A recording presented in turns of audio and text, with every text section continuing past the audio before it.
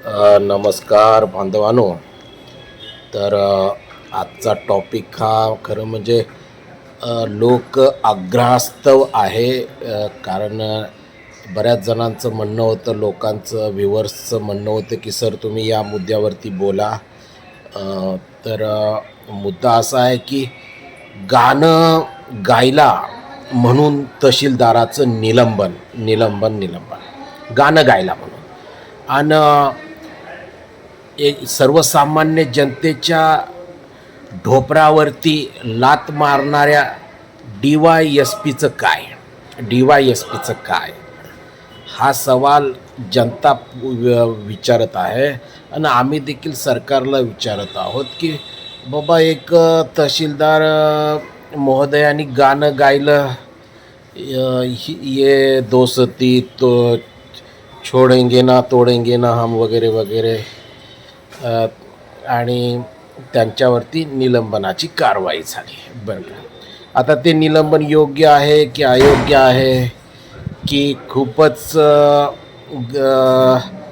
कडक कारवाई करण्यात आलेली आहे, हा विषय वादातीत आहे. बरं का, पण तिकडं गंभीर गुन्हा, याच्यापेक्षा गंभीर प्रकरण असताना त्यांच्यावरती अजून कारवाई झालेली नाही आहे. ते डी-वाय-एस-पी, काय नाव त्यांचं, अनंत कुलकर्णी यांनी माकड उडी मारून फिल्मी स्टाईलनं, बरं का, एका सर्वसामान्य आंदोलनकर्त्या जनतेच्या दुकानावरती, ढोपरावरती लात मारलेली आहे, तेही त्या व्यक्तीच्या मुलाच्या देखत, लेकराच्या देखत. तर मला वाटतं हे चुकीचं आहे आणि अमानवीय वर्तन आहे. हिरोगिरी करायचं ती जागा नव्हती, हिरोगिरी करण्याचं ते आपलं काम नाही आहे, आलं का लक्षात? आणि त्यामुळं सरकारनं अजूनपर्यंत तरी त्या डी-वाय-एस-पीवरती कारवाई केलेली ऐकण्यात आलेली नाही. तर आमचं म्हणणं आहे की बाबा अधिकारी खुर्चीवर बसतात, दप्तर दिरंगाई करतात, भ्रष्टाचार, गैरव्यवहार करतात, अजून बरंचसं काही करतात.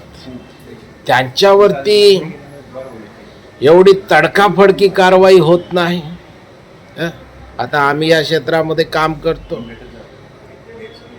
आम्हाला चांगला अनुभव आहे, आणि त्यामुळं सरकारनं, महसूल मंत्र्यांनी, गृहमंत्र्यांनी देखील विचार करणं गरजेचं आहे.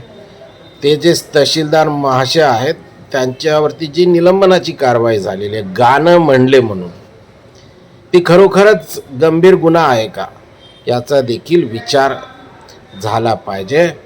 त्याच्याकडे देखील मानवीय दृष्टिकोनातून पाहिलं पाहिजे. आणि तो डी-वाय-एस-पी अनंत कुलकर्णी याने जे काही माकडउड्या मारलेल्या आहेत आणि सर्वसामान्य जनतेला च्या पेकाटात जी लात मारलेली आहे, त्याच्यावर देखील कधी कारवाई होणार, काय कारवाई होणार, असा जनता प्रश्न विचारत आहे. आम्ही देखील सरकारला प्रश्न विचारत आहोत. थँक्यू.